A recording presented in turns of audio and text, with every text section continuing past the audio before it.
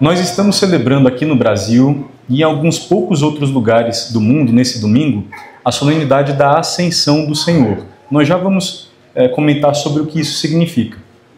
Mas boa parte do mundo, a maioria dos católicos do mundo inteiro, celebraram essa solenidade na última quinta-feira, que foi o 40º dia depois do domingo de Páscoa. Assim, nós escutamos tanto nos Atos dos Apóstolos quanto nos Evangelhos que Nosso Senhor apareceu aos apóstolos, aos discípulos, confirmando-os na fé, falando a eles sobre as coisas que diziam respeito ao reino dos céus, durante 40 dias depois da sua ressurreição, e depois, no 40º dia, subiu ao céu, foi elevado. Então, na última quinta-feira, a maior parte da igreja celebrou essa solenidade. Nós aqui no Brasil a celebramos hoje e queremos nessa homilia considerar tanto o mistério da ascensão em si mesmo, para nós recobrarmos aí alguns pontos da nossa catequese, para meditarmos o que é que significa a ascensão em si mesma e o que é que significa para nós, como ela se relaciona com a nossa vida cristã. E é sobre isso que nós vamos comentar nessa homilia. Qual é o mistério que nós estamos celebrando, assim, objetivamente, em si mesmo?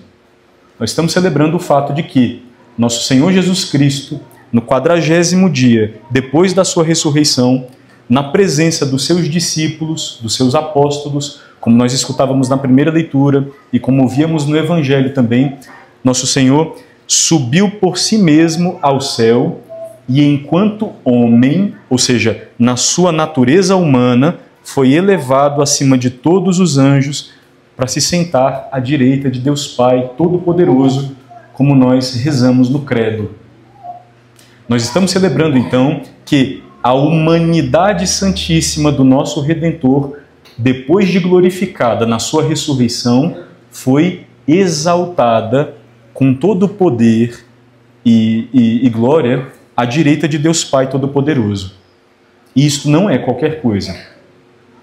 Nós estamos celebrando que uma humanidade em tudo semelhante à nossa, menos no pecado, está coberta de glória em Deus.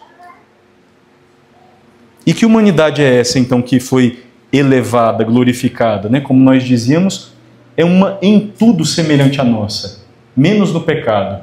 E isso significa que Nosso Senhor Jesus Cristo levou consigo para a direita de Deus Pai uma inteligência humana, uma afetividade humana, sentimentos humanos, uma vontade humana, uma liberdade humana, um corpo humano, uma natureza humana em tudo semelhante à nossa, menos no pecado. Jesus exaltado e glorificado é totalmente consubstancial ao Pai, como nós rezamos no Credo Niceno-Constantinopolitano, é Deus de Deus, luz da luz, Deus verdadeiro de Deus verdadeiro, gerado, não criado, consubstancial ao Pai. Quer dizer, Nosso Senhor é perfeitamente Deus, é a segunda pessoa da Santíssima Trindade, mas atentos, porque a natureza divina não precisava ser glorificada nem elevada. A natureza divina é coberta de glória. Tem glória desde sempre e para sempre. Então, não foi Nosso Senhor Jesus, enquanto Deus verdadeiro, de Deus verdadeiro, que foi exaltado e glorificado. Foi a natureza humana assumida por Ele, que foi assumida num estado servil, num estado de humilhação, como nós escutamos São Paulo dizer na carta aos Filipenses, não?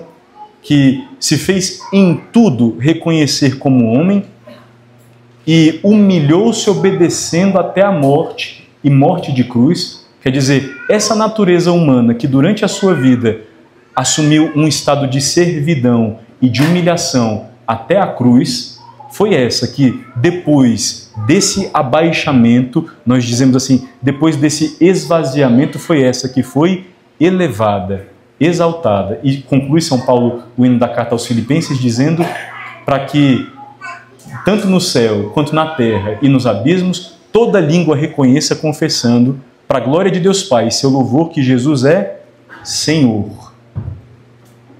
Enquanto homem. Quer dizer, a natureza humana de Jesus foi coberta de glória para ser juiz e senhor da história. para ser o centro de toda a criação, né? Para mostrar-nos qual é a medida da humanidade, como ela foi querida por Deus, qual é a medida nova para todos os seres humanos. E isto, o que é que tem a ver com a nossa vida cristã? Bom, que tal se nós, de repente, em vez de deixarmos de banalizar esta vida, sempre em função assim de uma vida eterna, que tal se em lugar de nós sempre estarmos assim anulando ou negando esta vida, né, numa espécie de leitura excessivamente platônica do cristianismo, né, considerando talvez a matéria ruim, ou este mundo, né, ruim, etc., este tempo ruim, as nossas ocupações assim eivadas, não de coisas que deviam ser negadas, suprimidas. Que tal se nós olhássemos sob um outro ângulo, a partir da solenidade da Ascensão, para ver que absolutamente tudo que em nós é genuinamente humano foi assumido, redimido, glorificado e elevado, junto com nosso Senhor Jesus. Significa dizer que nós não precisamos, né, anular, nem recusar nem a nossa inteligência humana, nem a nossa vontade humana, nem os nossos afetos e os nossos sentimentos humanos, nem o nosso corpo. Tudo isso foi assumido, redimido, elevado e glorificado por Deus. Dizer que é nesta vida, é por meio desta vida e de ocupações vividas, claro, não segundo exatamente só a nossa medida, não segundo só as nossas forças, mas vividas de forma imbuída de Deus, encharcada do seu Espírito, assumida junto dele com um olhar sobrenatural, mas, portanto, é assumindo os nossos deveres de família, de consagração, de profissão, de igreja, é assumindo os nossos deveres e é dentro do trato, não das nossas responsabilidades, é que nós viveremos uma vida genuinamente cristã que vai se elevando como projeto de salvação à medida da graça de Deus e da correspondência da nossa liberdade, para que um dia tudo o que foi a nossa trajetória de vida familiar, profissional, afetiva, relacional, corporal, eclesial, toda a nossa trajetória de vida seja, queremos assim, elevada ao céu. Nós e a nossa história, nós e as nossas circunstâncias, nós e os nossos combates, nós e um amor imperecível a Deus, né? Tudo isto foi assumido, elevado e glorificado por Jesus. Existe uma humanidade santíssima no céu, para dizer que tudo em nós que é genuinamente humano não devia ser propriamente negado nem suprimido, mas plasmado por Deus, assumido e vivido em ordem à nossa salvação, para que nós, assim, digamos, morrendo a nós mesmos, para que fosse aparecendo cada vez mais em nós a graça de Deus, nós estivéssemos assim, no meio do trato das coisas desse mundo, aspirando, né, e desejando uma vida que não passa. Portanto, em primeiro lugar, nós estamos celebrando a exaltação e a glorificação de uma natureza humana em tudo semelhante à nossa, e isto tem a nos dizer sobre o que é que Deus pensa sobre a vida humana e de que modo quer elevar a nossa vida até si, até a sua presença, até a vida eterna. Certamente não é vivendo só segundo o nosso critério, mas recebendo graça de Deus, mas não é dissociados desse corpo, não é dissociados destas ocupações, não é banalizando este tempo e esta vida e as nossas responsabilidades que nós nos santificaremos, nos salvaremos. É dentro delas, é em meio a elas. Depois, a Ascensão inaugura, né, um novo tipo de presença de Jesus. Nós vamos rezar no prefácio da missa daqui a pouco, né, que nosso Senhor foi elevado não para afastar-se da nossa humildade. Quer dizer, de fato, não está, a sua humanidade santíssima não está mais acessível a nós do mesmo modo como esteve, aparecendo, convivendo, ensinando e deixando-se ver e tocar aos apóstolos durante aqueles 40 dias. mas atentos, porque nós não estamos deixados a nós mesmos. Nosso Senhor subiu ao céu e Ele disse, é bom para vós que eu vá. Se eu não for, não virá a vós um outro defensor, um outro advogado, um outro paráclito que eu enviarei da parte do Pai. É a solenidade de Pentecostes que nós celebraremos no próximo domingo. Dizer, derramando sobre nós o seu Espírito, porque foi elevado ao céu, derramando sobre nós e sobre toda a igreja o seu Espírito, inaugurou um novo modo da sua presença dentro de nós, nas nossas almas. Nós meditaremos sobre isso no próximo final de semana. E não só está junto dos seus fiéis e da sua igreja, senão dentro deles. E está presente a sua igreja, ensinando-a, santificando-a e governando-a mistericamente por meio dos seus ministros, dos seus sacramentos, enfim, da presença da sua igreja. Nós escutávamos os apóstolos enviados em missão para testemunhar o nome de Jesus até o dia do seu retorno. Nós escutávamos isso no Evangelho, quer dizer, nós escutávamos a abertura do tempo da igreja. É um novo modo da presença de Cristo, uma presença sacramental, mistérica, mas efetivamente real. E na Eucaristia, não só uma presença real, senão uma presença substancial. Eu estarei convosco todos os dias até a consumação dos séculos. Dizer, a ida de Cristo não é orfandade para nós. Inaugurou dentro de nós um novo tipo da sua presença pelo derramamento do seu Espírito, e a sua igreja está presente de forma viva e ressuscitada de uma outra forma. Por último, essa solenidade ela está toda encharcada na consciência e na admiração pela nossa vocação celeste. Nós rezávamos na oração coleta, agora há pouco, dizendo, concedei a nós habitar desde já nas moradas celestiais.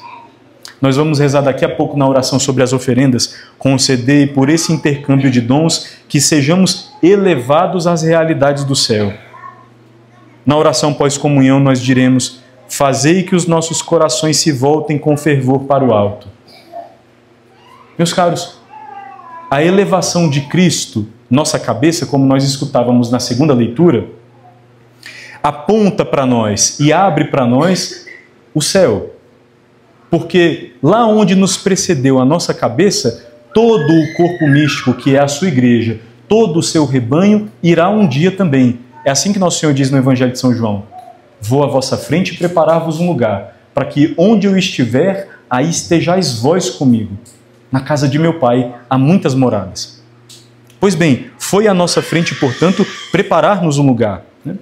E assim, se a nossa cabeça, Jesus, foi glorificada e exaltada, assim abriu-nos e apontou-nos qual é o destino de todo o corpo místico, que somos nós, os batizados, seus fiéis, sua igreja, seu rebanho.